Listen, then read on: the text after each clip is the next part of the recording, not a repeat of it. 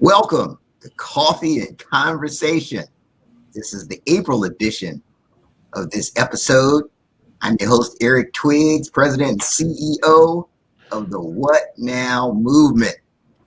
So, in March, we talked about seeking clarity through reflection, right? It was the end of the first quarter, so you need to reflect on where you are. That's what we talked about the last time. But it's the second quarter now. Q2 has started. So we need to move from reflection to action. It's time for some action.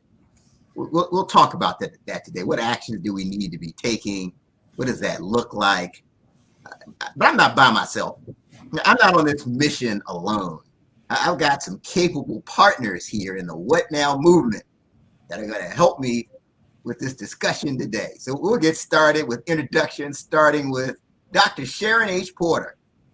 Hey. Good morning, everyone. Dr. Sharon H. Porter here, educator, author, host, and editor-in-chief of Vision and Purpose Lifestyle Magazine, and excited to be also the vice president of the What Now movement, as well as W&M Ventures. So glad to be here. Thank you.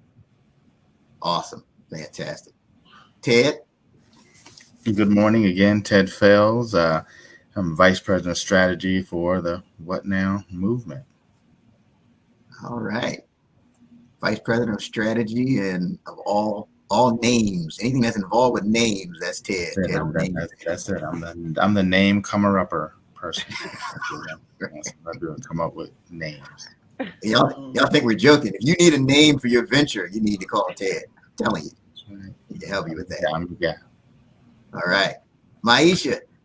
Good morning, everybody. I am Maisha Hoy. I am the marketing maven of the What Now movement and Chief Customer Officer of my own company, Customer First Marketing, where we focus on the customer in order to achieve our goals.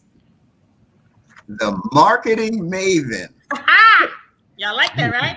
I like the marketing maven. Yes. Finally, I came up with a name that I think I like, that Ted did not come up with, calling himself the name guru. Well, why did you take a shot at me? You came up with a nice name. I've talked to you since day one that I wanted a cool name like everyone else's. And I'm sorry, you should have made that one of your goals for 2022. Wow. All right, marketing maven. Way to take initiative. I'm telling you. There you go. The marketing maven. I mean, that's how women do it. Just get it done. I'm telling you. All right, Dawn. Good morning, everybody. My name is Dawn Bornheimer. I'm the Chief Movement Officer for the What Now movement.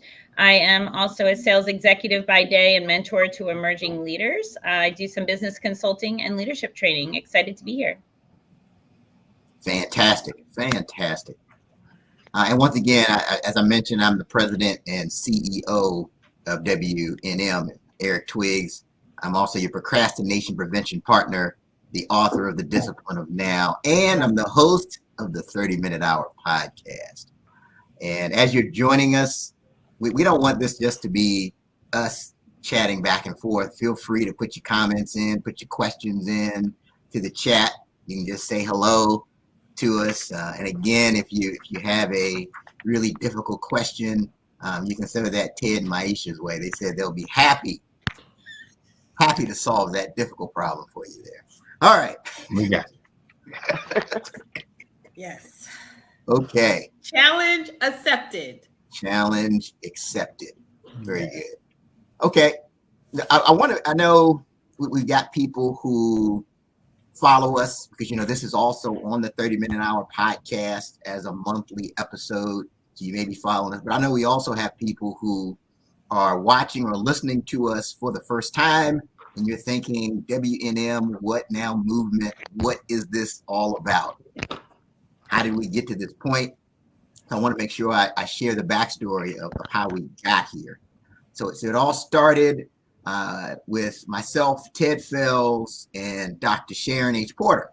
We said we wanted to work together because we all saw what each of us were doing in our respective areas. We said we need to join forces. It's going to be awesome. We're going to get together in this hotel conference room and just start having conferences where we inspire people. We get everybody in the room, sitting together. It's going to be great. It's going to be excellent. But then the pandemic happened and everything got shut down. And we had to ask ourselves, what now? And we were talking, we said, you know what? We still want to work together. Okay, so how do we do that? And then as we were talking, we noticed that the people in our respective circles would say things like, I have a book project. I'm excited about launching it, but I think I'm going to wait until things get back to normal. And we're talking amongst ourselves. We said, that's the last thing you want to do. What you really should be asking yourself is, what now? Then all the light bulbs went off. And we said, hey, you know what? We need to get together. We need to have this movement called the What Now Movement. And here we are. And our mission is to inspire people to pivot when they face a roadblock or a challenge instead of just stopping. Because at some point, the pandemic is going to pass, right? And it's going to be something else. That's a problem. And we have to get in the habit of pivoting. So we provide inspirational content to inspire people to pivot. We have the What Now Movement Facebook group.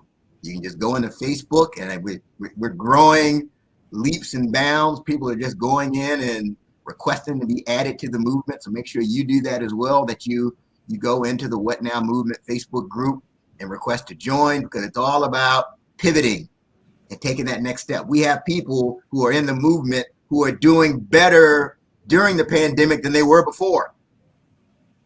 So it's possible. So that's our story. That's how we got to this point.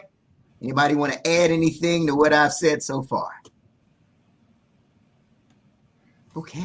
No, I think you did an amazing job, Eric. I think you did a great job. You might have said it once or twice. I mean, you've gotten it down. So I think it's good. I think the only thing that I'll add is life will give you those pivots. It doesn't have to be the pandemic, right? There's so many times in life that you'll have those moments where you have to ask yourself how you're going to respond, and being able to make those adaptations and pivots are important. And if you do drop into the Facebook group, I would just ask that you introduce yourself. Tell us a little bit about yourself and who you are in the world, what you desire to solve for people, and how we can support you.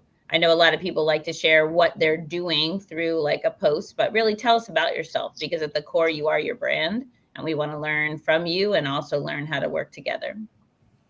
And the other thing is like you said, Don, not just pivoting, but sometimes just even getting started. Mm-hmm. Right? So we help out a lot there. We bring a wide range of experience within the team of starting businesses, writing books, moving up the corporate ladder. So it may be there may be something that you just need just to get started, to get some ideas or strategies in that. And so we bring a lot of, as Eric mentioned, content in those areas. Oh, absolutely. Yeah, there's all kinds of resources. Make sure you plug in. That's the key. Okay, so it's the second quarter, right? The first quarter, last time we talked about seeking clarity through reflection. So the theme of our time together today is moving from reflection to action. So the question is, okay, what actions have you taken? Because it's now the start of the second quarter. And I'll go ahead and get started, and then I'll throw it around to the group as far as just continuing from what we talked about last time. So on the last episode, we talked about seeking clarity through reflection. We talked about asking reflective questions. And so one of the things we talked about last time was that you have to move from how to who, right? So let's say you've got a challenge. Like, for example, you want to improve the sound quality on your podcast, right? And this is a personal example just for me. I want to get this started, right? I was saying, how do I do this? How do I do that? I feel like I've got the right microphone. I feel like I've got the microphone on the right settings. And I'm having a conversation with Ted. He's like, Eric, you sound terrible. Like, what are you doing? So I kept asking myself how, but finally I said, okay, who has the sound thing right? And I came across someone in our network who's going to be on the 30 Minute Hour podcast in a couple of weeks. His name is Junaid Ahmed. And he's the best. He's a technical expert. So I literally reached out to him and said, okay, what microphone are you using? What are you doing to improve your sound? Again, that's just an example of moving from how to who. And he told me the specific microphone. He told me the specific headphones to use. He told me about the specific settings. So it saves me a whole lot of wasted time. And I think that has to be the focus in Q2 is, okay, yeah, in Q1, I'm reflecting, but now I can take better action and move this thing forward. So who would like to share next in the group? I'll just leave it open. Who wants to share next as far as the actions you've taken? Eric, have you reflected on who introduced you to Junaid, by the way? Have you reflected on that? Because I'm just going to say my network is solid, and Junaid is one of those people. So you're welcome. Well, thank you, Dawn. You did introduce me. That is a fact. Eric, I'm telling you, the remnants of Women's History Month, I mean, man, they're just like, oh, today, man. Gee. I mean, go ahead, Maisha, go ahead. I just need to get that in. Woo. Thank God.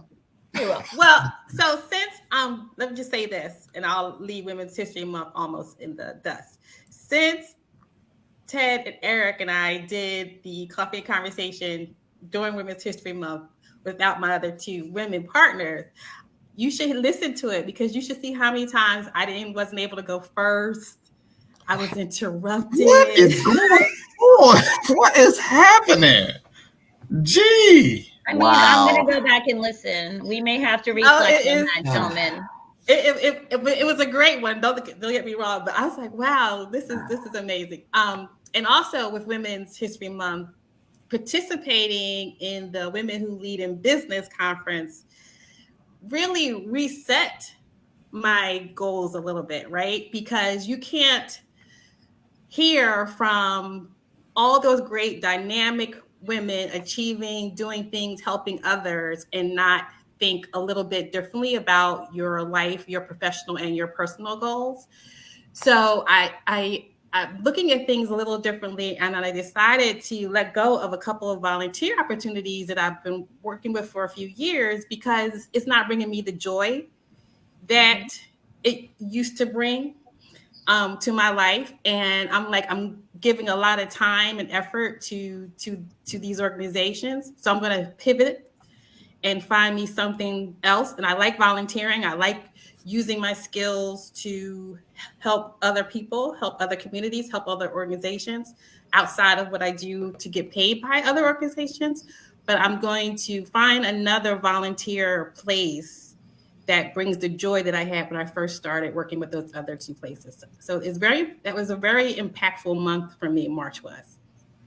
So Eric, I got to be real careful here because folks are, I'm telling you. But Eric, I think you were talking about the who, right? Like, what's the who? Who are those people that we need to help us with, I guess, taking those steps forward, right? And so, my who has been, finding the right people that have done it before, like you said, right? Whatever it is that you're trying to do, who are those people that are the ones that have done it before, bringing in the experienced people. I mean, I've had some great people that work in my company and continue to work in my company, Nucor Vision, but I've recently brought on some of those who's that are very experienced, that have worked in some of the larger companies that have actually done it, right? Because I think you can get into a place sometimes with your staff and you can be like, man, they're good people and they're trying, but if the meter's not moving, if the ball is not moving down the field, it's not that they're bad people. It's not that they're not trying, right? Because you'll have people say, we're trying. But sometimes you got to shake it up and get some proven players. So the who sometimes needs to be bringing in those that have done it time and time again that can help you to move forward. Because, again, you'll find yourself sometimes just on that hamster wheel. And it's like you're tired. You're doing a bunch of stuff. You're working hard, but you're not moving the ball. So the who sometimes I think is those that have done it before, been there, like you said, the gentleman that's working with you with the sound, whatever it is, you need to have some proven players in there in your organization, and know when is the time to lean on some who's that have done it, and then learn from them. And I also learned in that sometimes you bring those who's in, there's people in your organization that sometimes will feel threatened by it, right? I had a person come to me and say, "Oh, Ted, you don't think we can do that?" Well, you haven't. You haven't done it. Don't make me say that. But I mean, don't take this as a threat. I didn't bring that person in to take your job. I brought this person in to help, learn from that person, be open to receiving, understand that if the ball is not moving, it's not moving. I think the first thing that we have to do is really look ourselves in the mirror and just say, we're setting these goals month after month and it's not happening. So if it's not happening, what do we need to do to shake it up? Maybe we just don't know. And there's nothing wrong with not knowing. Well, what's wrong is you continue to not know and keep going and wondering, why you're not meeting your goals. And so again, getting the right who's in your organization, whether it's employees or consultants or mentors or whatever, I think is very key, to achieving those goals you set. No, I mean, that's very well said. Very well said. Dr. Sharon? Yep, and what everyone is saying is so key on, work the who, of course. But I think thinking differently, thinking, as they say, outside of the box, right? We have a tendency of thinking how we think. But if things aren't working, that to me is a sign that something needs to be done differently. And thinking is the first thing that comes to my mind. How can I look at things differently? How can I see another perspective of what I'm trying to reach? And that is what has helped me make a shift. It's just thinking differently, thinking more broadly, because sometimes our thinking is too narrow. And so we're trying to, and I'll take, for an example, the Women Who Lead Business Conference that we had. Normally, what we do is actually try to call on our network, right? That's like usually the first thing that we do. Out of all of those women, I probably knew 3 or 4 prior to this Women Who Lead Business Conference. So I had to start thinking differently. Let me put out a call to people I don't know. Go to that space. And Dawn, I remember you saying that before. Let's not work in the group, right? Let's go outside of our network. And what the proof that came about was unbelievable.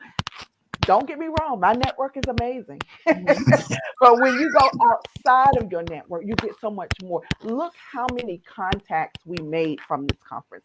That will go on and on and on. So I just think thinking differently. Your network is fine, but we've got to step outside of our network. Let's meet other people. Let's bring other people into our circle so that we can expand our circle. And so to me, it's thinking differently and thinking more broadly. That really has changed the game for me.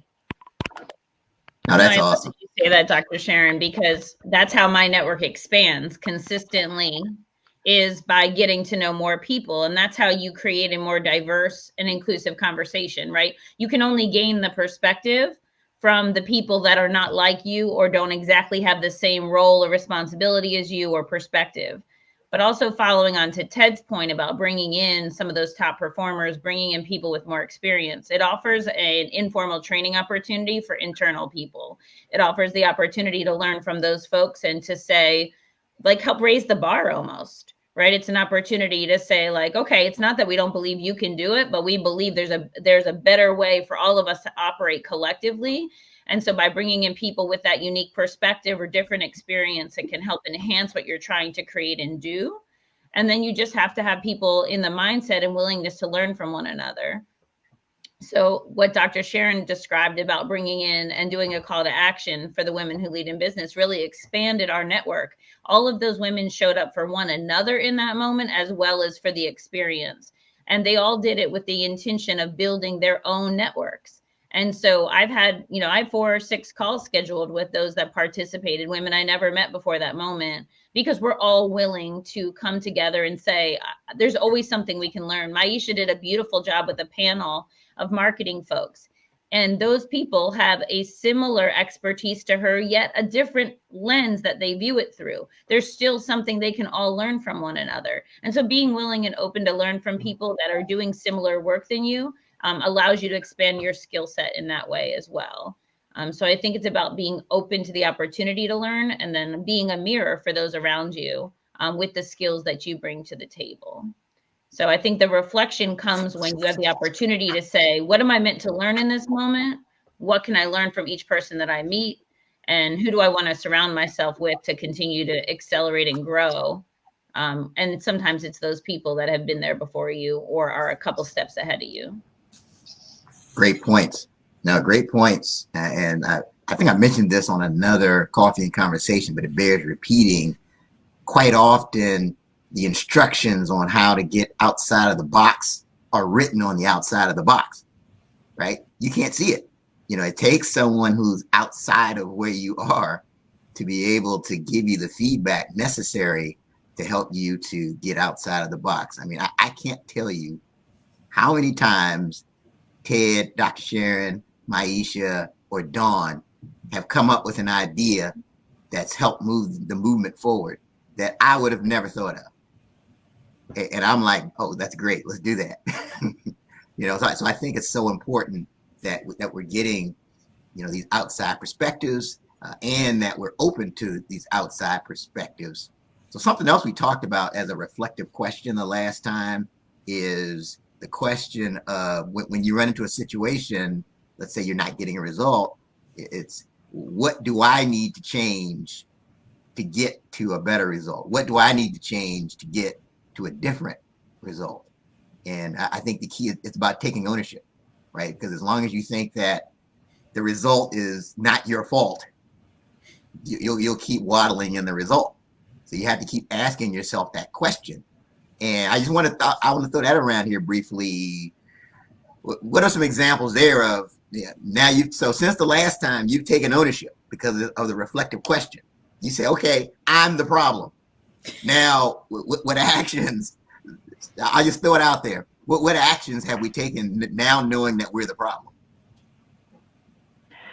And I want to just say something about that comment, because now I'm putting on my educator's hat, because every time as a school principal, the buck stops with me, right? And so that exact question that you have, and I'm coaching my assistant principal to think this way as well. Whenever a problem comes up and exists, I always say, yes, that person could have done something different, but we have to look, what can we do differently so that we can first avoid it, right? And not let it happen again, and then make improvements from that.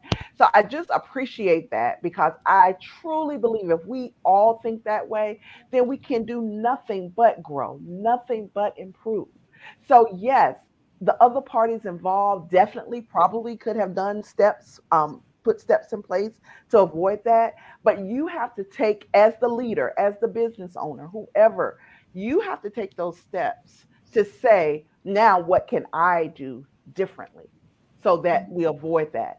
And so I think that is so pertinent, Eric, that you say that. So I mean, I don't have an example, but I just wanted to relay that, because that's something that I constantly am saying in the education space.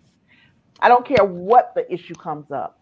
I turn it around to me and find out what can I do differently. And I grow every time I do that. So I just wanted to point that out. No, that's a great point, Dr. Sharon. It's a very humbling process, and I think most of us, probably all of us, right? Because everybody thinks, kind of thinks that they're awesome. I'm awesome. I've gone to school to do whatever. I have X amount of experience. Everybody can kind of create their own bio about, how their awesomeness, right?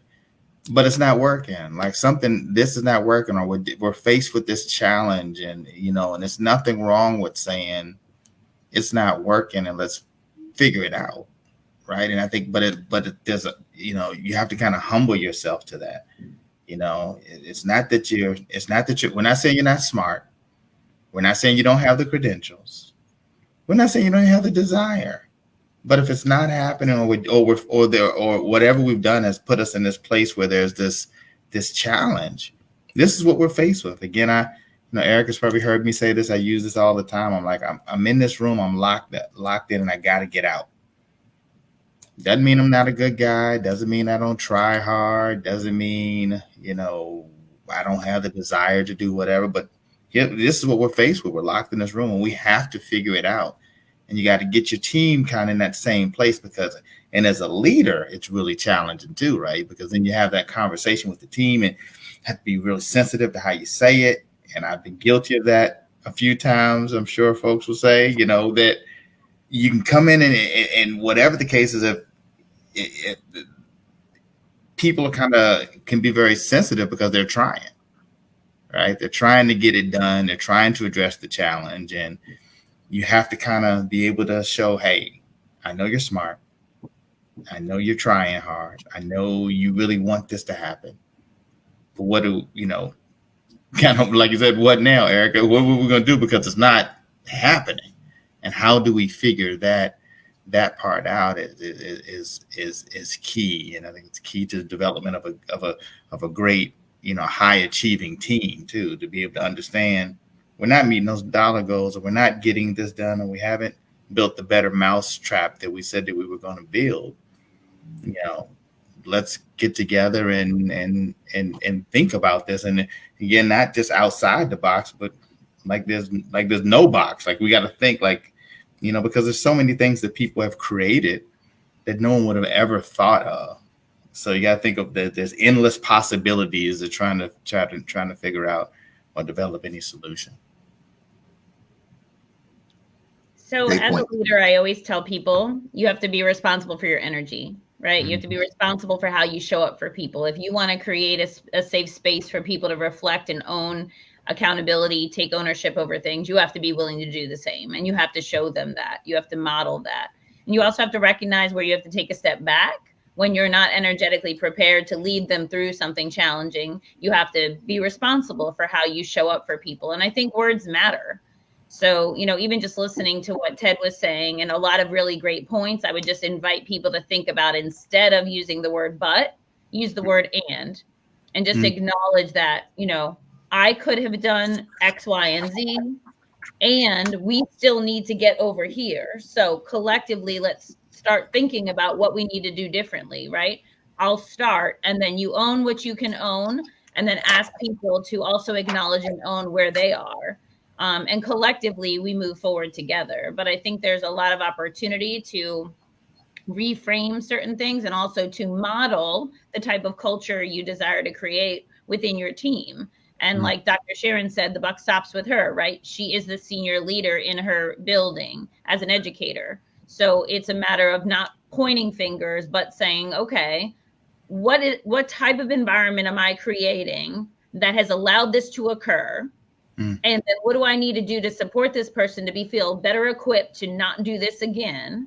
And where is their learning coming from? Where's my learning coming from? And what support do we have to put around this situation or this instance so that this is better next time, or we execute it in a better way next time? And I think it's all about that reflective piece, but also the ownership of all of it. So accountability, and then asking everyone to be accountable. But as a leader, you have to be willing to be accountable first and model that through your leadership. Absolutely. Great points, Dawn. Maisha? I knew you were going to call on me. I really struggle with this a little bit. I think human nature comes into play a lot. And my nature is to always present the best foot forward, always to be optimistic and positive. So it really, sometimes it takes me a second to reflect on negative actions. But what I will say is as y'all know, like to write everything down. So if I'm writing things down and things aren't working, I can see it. I can't hide from it. If I can see, okay, you said this is going to happen and it didn't. You put this in a proposal and you didn't do it. So there's where my reflection and I start looking at things. So I try to sugarcoat it as much as I possibly can because I just live in a world of rose-colored glasses. So I would love to, if y'all have someone on y'all podcast who talks about the human nature of who we really are and who we want to be and with that connection there. I love all this conversation. I believe in everything that we're saying, but I believe that when Ted's employee was saying, hey, how come you didn't ask me to do it? Was he or she saying, did you not trust that I could do it? Did you not give me the opportunity to do it? So there's a lot of that human nature back and forth pull that we have between who we want to be and who we actually are. So I would love to have a human nature psychologist come on to one of your mini podcasts and we can dig deep into that, because I really do think that's part of why we stop ourselves from achieving. We have that fear of achieving, and we have that fear of getting to that next level. Is really intrinsic to who we are as a person. Sure. That's Sure. great. Yeah. Do you think that's something Lori could help with? Lori Blatt, she talked a little bit about the psychology of our dynamics and who we are and how we show up. She was one of the speakers for the Women Who Lead in Business, and we interviewed her on the Women Who Lead in Business show. Yes, did I get that right? She did a beautiful job about the archetypes and really talks about like who you are and how you show up, but also how people perceive you, right? And so I'm thinking about Maisha's comment and what Ted was describing is some individuals, depending on generation, depending on their own lived experience, they're waiting to be invited to the table. There are people like me who will say, I deserve a seat at that table. And there's a difference between those two, right? And how they operate in the business world. And so some people are waiting for you to come over to them and be like, hey, I see you. I know you're capable. Why don't you come and join me? And there's other people that are like raising their hand and saying, I'm an impact player. I see a gap. I'm here to help solve a problem. And so we have to find a way to work with both of those types of people because they can equally add value and contribute. But it's about learning how we communicate with them and how they are intrinsically motivated. And if they're on our team, we have to lead them while guiding them and asking for them to figure out how to show up and raise their hand more often if they're interested in opportunity. But also we have to recognize who's going to raise their hand and who needs the invitation. Yeah.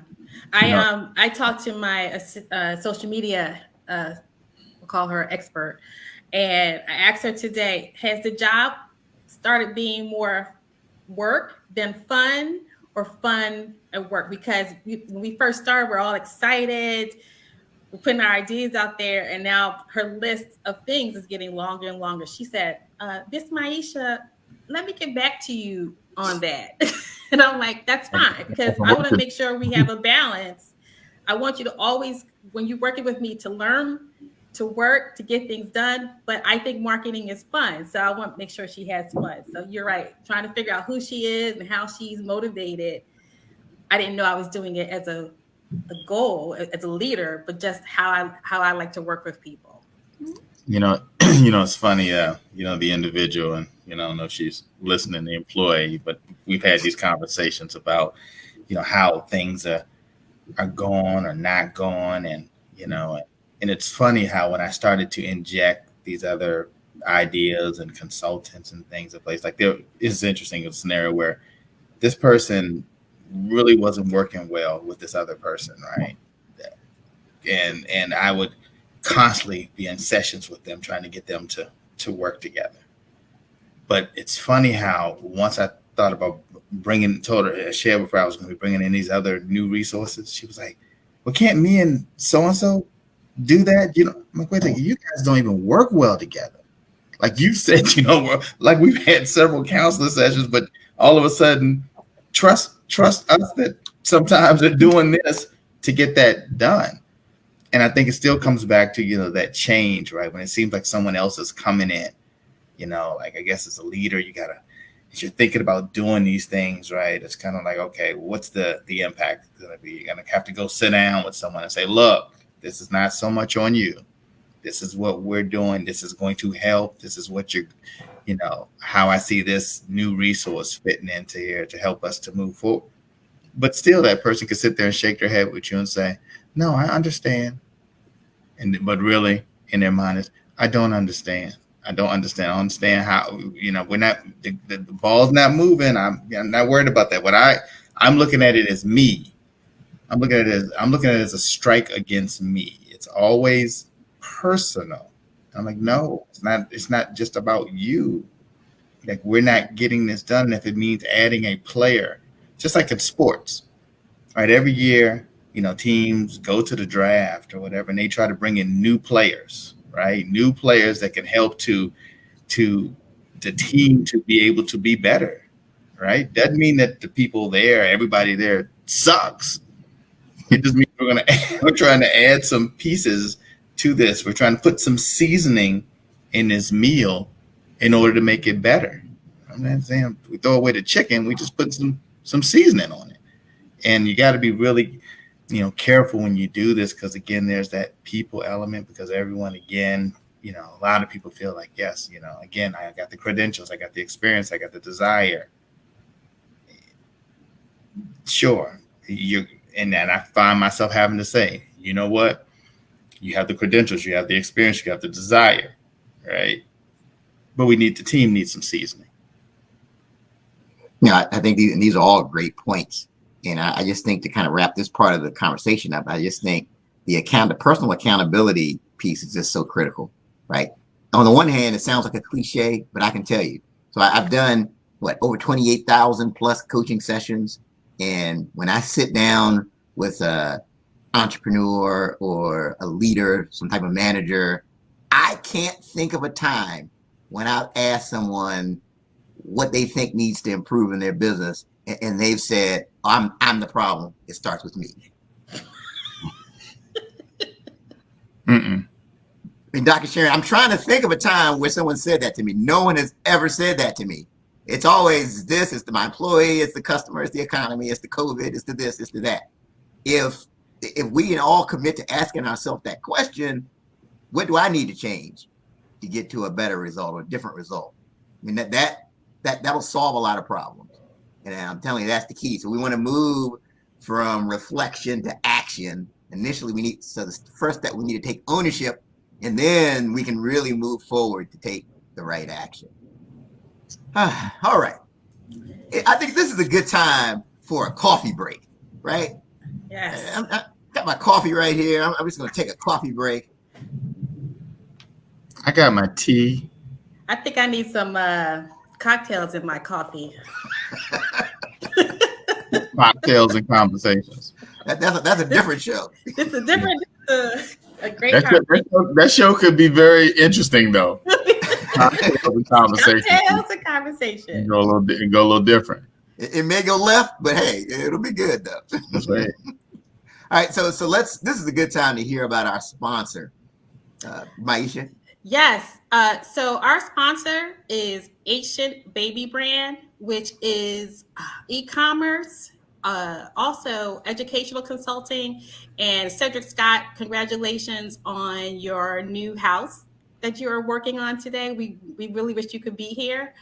But Cedric Scott has done a lot for the What Now movement beyond sponsoring. He's very engaged. He's very engaged with other people. I've introduced him to people who I think need his help.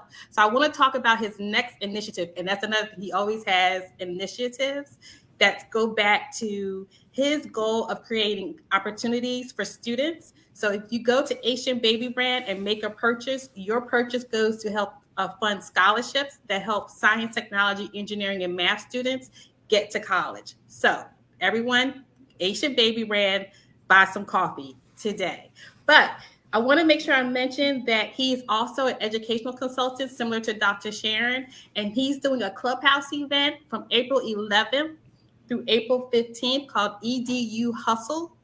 And what he does is he helps educators, especially during COVID, this really when his business blew up, help them figure out their next steps in their career, or help them start an online course or e-commerce site or any other things that help them pivot to a different direction. So at your EDU Hustle, I'll post the link, or Dr. Sharon, if you could post the link for me, that'd be great. EDU Hustle from April 11th through the 15th is for educators who want to pivot and change their lives. Thank you, Cedric, and Asian Baby Brand. Awesome. Definitely appreciate you, Cedric. And thank you for making an excellent product and for having such a great impact on the world. We certainly appreciate you. And so, Maisha, if others want to sponsor, what do they need to do? They can go to the What Now movement under our events page. There's a link there that you just send us an email. By this time, our next coffee and conversation, I will be able to point you to a whole page because we will have our next 2 events listed on the website. Write it down as one of my goals between now and the next coffee and conversation. If you do want to talk sponsorship before that, please, you can send me an email, thewhatnowmovement@gmail.com. I'm also on all social media. We are looking for people who want to help our individuals, career professionals, and entrepreneurs pivot and stay in the loop, I guess in the pivot loop where they're never caught unawares of what's happening in society. So if you want to help others grow and help the What Now movement do that as well, please get in contact with us. Excellent. Excellent. Thank you. Okay, so next we want to talk about, we reflected. We understand that we need to take action. I'm taking action, but the needle isn't moving. I know Ted's touched on some of this, but we're going to go take this from a different perspective. So the needle isn't moving. What now? And I can talk about, I'll start this off, just to kind of continue on what we talked about on the last coffee and conversation. And I shared with you last time how I have this reflective habit of doing a weekly SWOT analysis on myself. And you can see Maisha shaking her head, looking at me like I'm crazy, but I do this. I have this habit. I do a weekly SWOT analysis where I look at what are my strengths, what are my weaknesses, what are my opportunities, and what are my threats, right? And so one of the things, I noticed a thing with myself where I would put down a weakness, something that didn't go well, like, okay, I don't know, we didn't secure the contract. We didn't secure a contract this week. That's a weakness. And then I can see myself getting in this pattern, okay, we didn't secure a contract. But now, since the last episode, I've added a little slash. So instead of saying just weaknesses, I'm focusing on weaknesses and what now, okay? So I'm asking myself the question of what now? So we didn't get the contract. What now?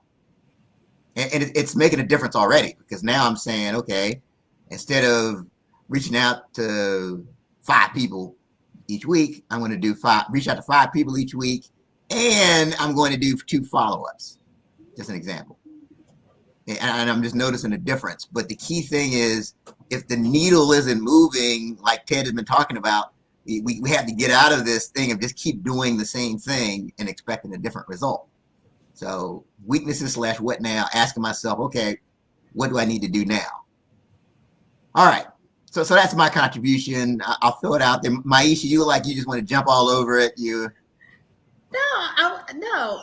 I admire you. I admire you for doing a SWOT analysis every week. I admire Dr. Sharon for waking up at 3 to 4 in the morning and getting her daily routine done. I admire all that.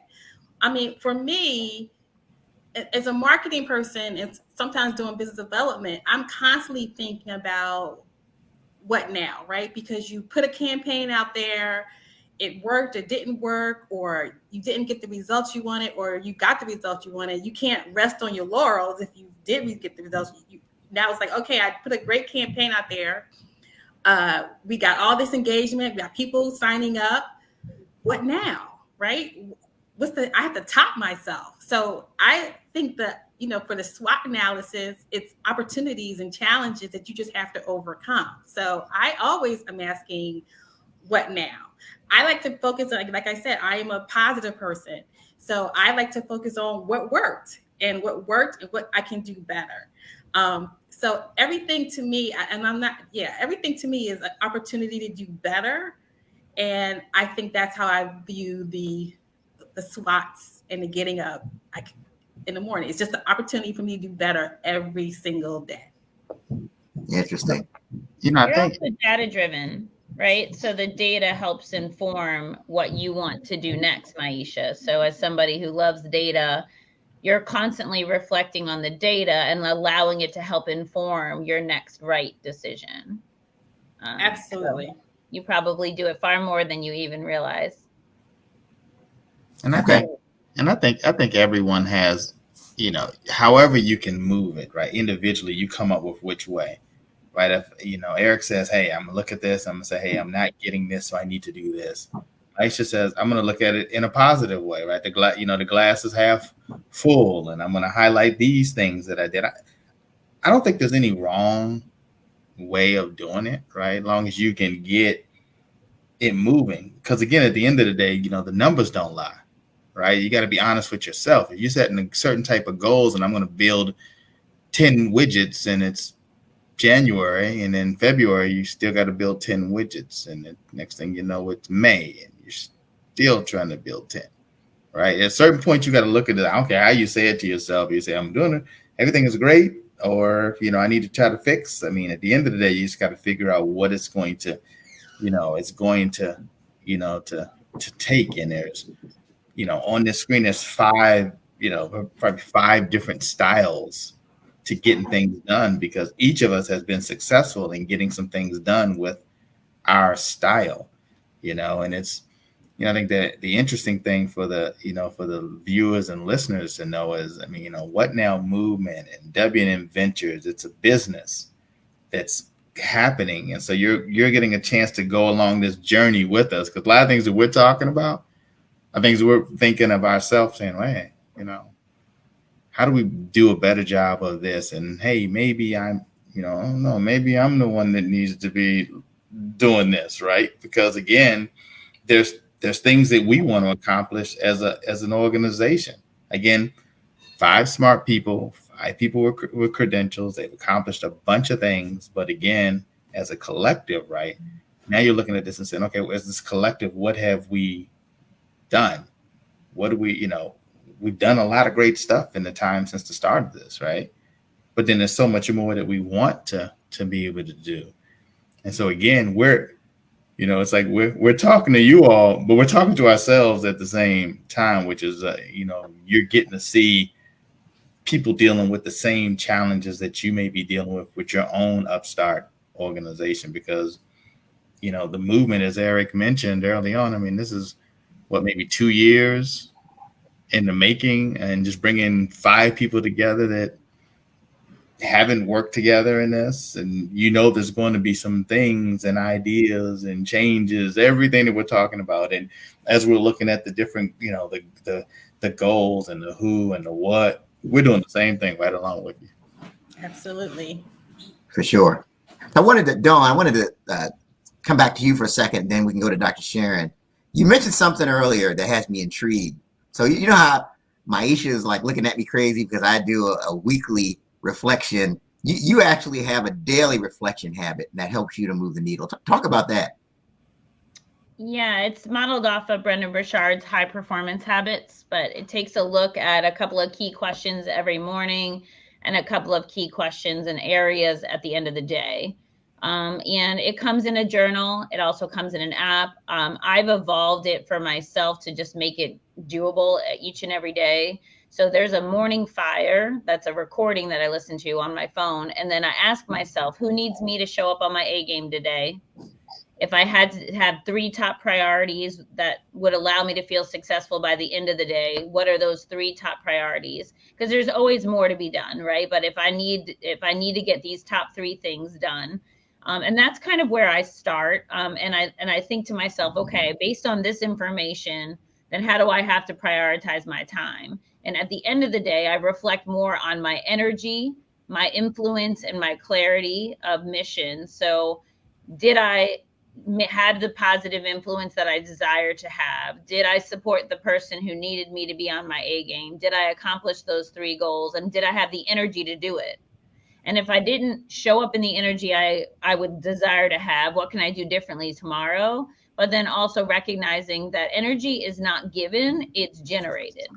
And so I have the opportunity to choose what I need to do to generate that energy. So if I ran out of energy at any point in time, what can I do differently tomorrow? Whether that's making sure I get in my workout, making sure I get in a break, making sure I get up from this spot a couple of times a day to move my body. Do I need to, have a couple of breaks that I didn't have? Did I eat all my meals throughout the day, or did I get caught up having 7 beverages and no food? Like, what did you do that allowed you to feel either energized or depleted?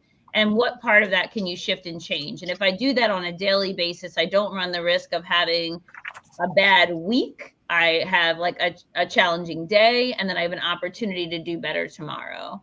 And so reflecting more frequently for me allows me to not create too many patterns around the less desirable outcomes, and allows me to pivot more quickly and more consistently. No, that's great. Go ahead, Ted. I like that energy is not given, it's generated. Yeah, because I think, so these things that you're doing to kind of get your energy where it needs to be, how do you, like in some athletes, again, it's kind of like, how do I get myself up for this big game? Right? Like some people are like, oh, here's these external factors. Some other team said something and that got you pumped up. Like, what do you, it's a big game. Do you really need someone from the outside to say something for you to get yourself up for this big game? And this big game is individually what it is that I'm trying to accomplish. Do you need these external things to get you up? Or, as Don saying, okay, let me do these things to get myself ready to go mentally, physically, emotionally to go. I think those are some great points. Excellent. Dr. Sharon? Yeah, everyone has really said everything. It's so important. And you all know that reflection is a part of anything great. You already know that. So no matter what we do, reflection has to be a part of it. And so I just appreciate the opportunity to, especially, it seems like this is like a whole reflection tool itself, Coffee and Conversations. Like this is like our monthly. No, it truly is. And Eric, you said it best. We're talking to the people, but we're talking to us as well, as a group, as a collective, as well as individually, because as we are all together, we each have our own entities that we're working towards. And in order for us to experience that success, we've got to grow. We have to develop. And there has to be something different that we're doing in order to make that happen. And so reflection really takes on a lot of things for me. There's really no one real way that I do it, but I make sure that it's done frequently and that it's done consistently. I just have the utmost respect for the individuals who go into their wheelhouse and improve and make themselves better. You are never at the top of your game. And if you know that, there's always room for improvement. And so anybody out there that think you've arrived, that's where the learning stops. That's where the development stops. And so knowing that there's room for improvement, reflection is of utmost importance. So I just appreciate this opportunity to do that each and every month. Yeah, I think that's great, Dr. Chan, because I think that's, I always say, like, you're never there. If you have that mindset, like Right. you're never there, I think that it's always going to be this kind of continuous improvement loop that you have, individually as well as collectively as a team. And again, I know it's probably the third time I brought up sports.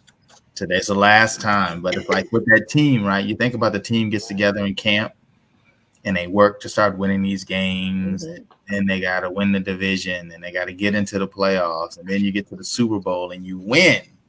It's like, yeah, World Series, you win and you're popping champagne, and then after that, these guys are driving home and they're thinking, okay, next season, because we got to start this all. Got to start it all over. Exactly. Everybody 0-0 the day after. 0-0, but wait. We were the champions last year. That means nothing. You can get the other team can punch you right in the mouth. That's right. You're 0-1. You're like, how did I get here? Right. I'm the champ.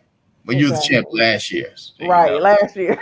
Yeah, that's crazy. Yeah, and I want to say, as most of you know, the Black News Network folded last week, right?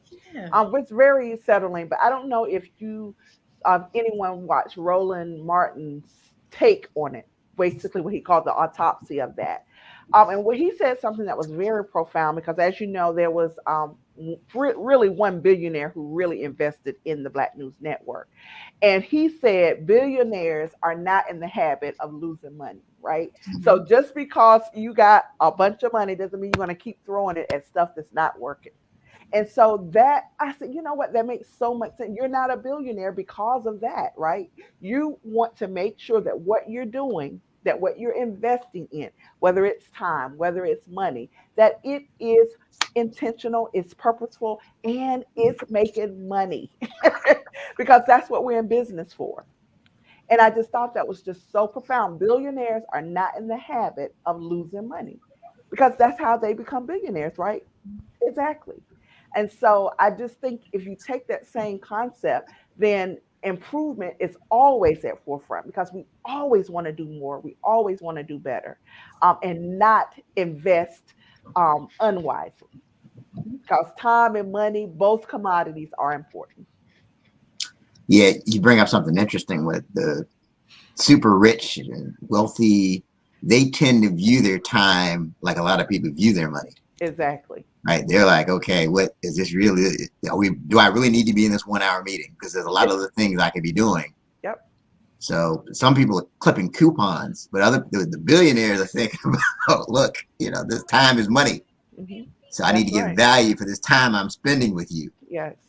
So now that great points, Hmm. great points all. And I think it's interesting. One of the things Ted mentioned sports. Like you look at Michael Jordan, you look at LeBron James, you look at Tom Brady. One of the things that stands out with those individuals is they got to a point where they didn't have to do anything if they didn't want to, right? They got 4, 5, 6 championships. They've got all this money in the bank. They've accomplished everything, but they're the hardest working people on the team. And that's interesting. And I find that there's only like 2% of the population that can have that level of success and still be motivated to keep going. And so that kind of goes back to Dr. Sharon's point that you're never on the top of your game. And I think you have to embrace the mindset that no matter what I have, I can always get better. And it's not just enough to reflect and ask yourself these questions. I mean, this is great. You can ask Right. yourself the questions, but we have to be committed to doing something Yes. as a result of the questions we ask and the answers that we get. So I just think this is very, very important. I think this has just been a fantastic episode Always. of Coffee and Conversation. I think that Tom Brady needs to join the What Now movement because he wasn't ready to pivot. It's just and Tom, that's just a good example. I mean, he's probably only thought about retiring because people are saying this is the time to do it. You've been in the league. What else could you accomplish? Da da da da da. And he probably said, okay, yeah, I should retire now. But in his heart, he never really wanted to retire. He probably was just saying, look, I'm still crushing it every year.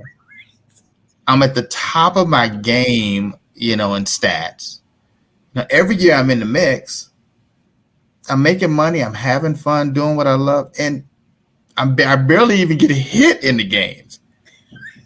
And so I'm going to retire because others say that that's the thing to do. And he's probably thinking, I'm having fun. Retire to do what? He probably, look, after less than 30 days of doing what post career was going to be, he was like, no, I'm not going to be at this house. He doesn't know how to do that. He doesn't know how to do that. I think he finds the most with what's familiar. He doesn't know how to do that. He's blissfully dissatisfied with anything he's accomplished, right? Ed Milet calls it blissful dissatisfaction. You can find gratitude in the moment and then you still want more. And that's how he operates. And his wife is crushing it. So there's that. Yeah, all those dynamics. Who is he when he's not a football player? He's got to embrace that new identity because that's a whole nother journey. It's hard to leave professional sports for that very reason. Who are you without that? And because that's why I admire so greatly the athletes that also build businesses and simultaneously and recognize they won't always be that professional athlete and they want to do more beyond that. And that gives them an identity to step into. And I don't think he has that. And you have I think that he finds joy in football, which is what I talked about earlier. Where you get your joy from is definitely his identity with football. Yeah. And I'm very serious, Eric, that you need to add him to your call list, because if we can land Tom Brady as a client who's ready to pivot to his next one, we're made in the shade. We accomplished all our goals in one call. Absolutely. And I think he has to prepare. I think a lot of professional athletes need to pivot, right? You see a lot of stories about them losing their money, losing their homes because they were not ready for that next step. Yep. But I also think, the biggest thing I think is just his competitive nature, the competition, right? Like there's nothing like walking onto a field and hearing thousands of people cheer for you, right? Okay, now I'm going to go over here and I'm going to start a car wash. I mean, it's not like when you go in there and not quite the same. Standing up. No, it's nothing like that. And so for us that have never experienced that to that level, it's so easy to be like, oh, you got all the money in the world. You've won 7 Super Bowls. Man, just give it up and move. No, like that I think he's really good at what I was saying earlier of being able to start that chase again. Like it's like this circle, right? Start it. You have to go take it. Start it, go after it, achieve it, win it, crush it, start it, go after it, achieve it, crush it, start up. We didn't get it.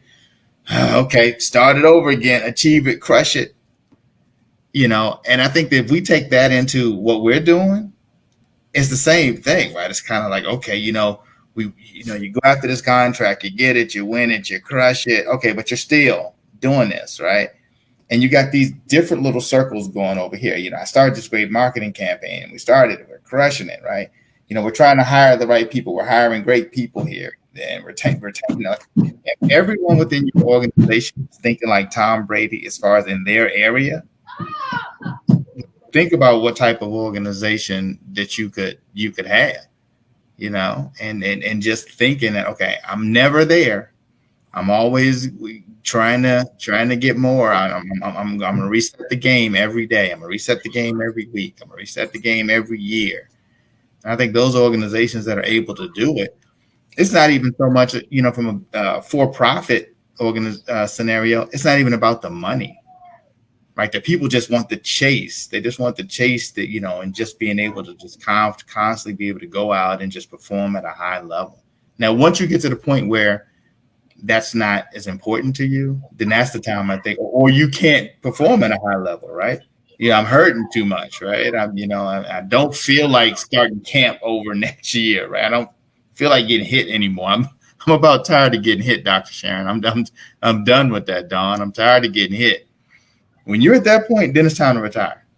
Right? When I get up in the morning and it hurts more than the desire to go out there and do it, and it's no longer fun, Maisha, then at that point, then you retire.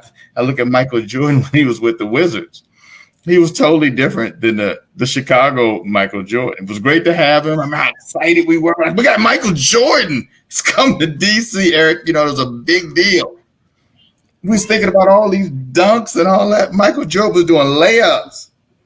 It was like he was doing layups. He could not do the same things that he could do before.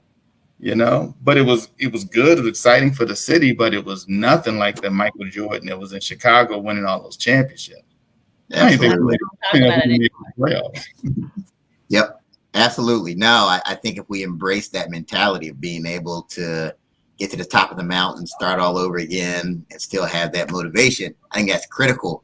Speaking of getting to the top of the mountain and taking it to the next level, we have a book that's coming out, The What Now Mindset.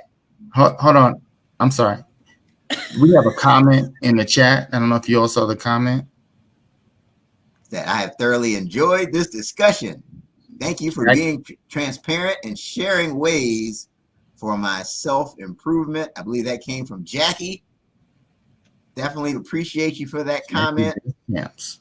Also, Marvin Powell, shout out to you for joining us on LinkedIn. And yes, we do broadcast the Coffee and Conversations on LinkedIn as well, the first of every month.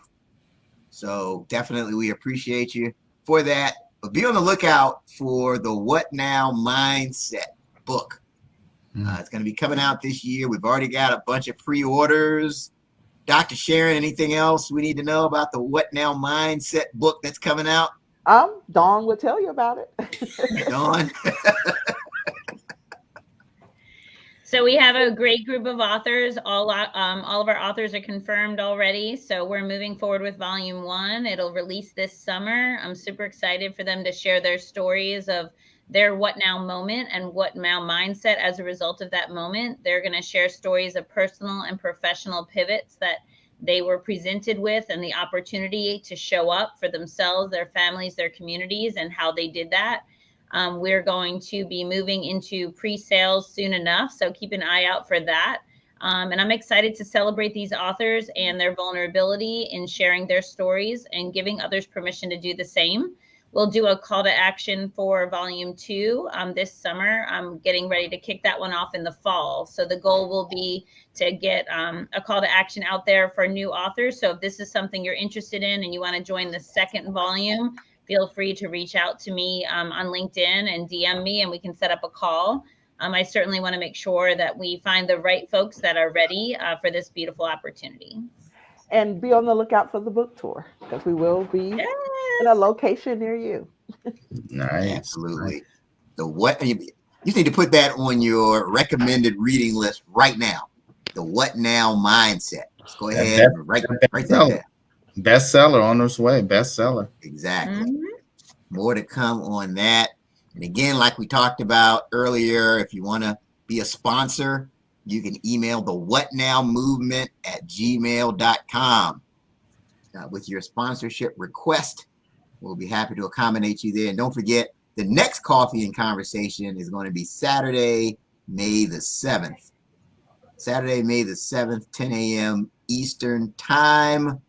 Maisha, is there anything else we need to let people know about before we sign off? No, there isn't, Eric.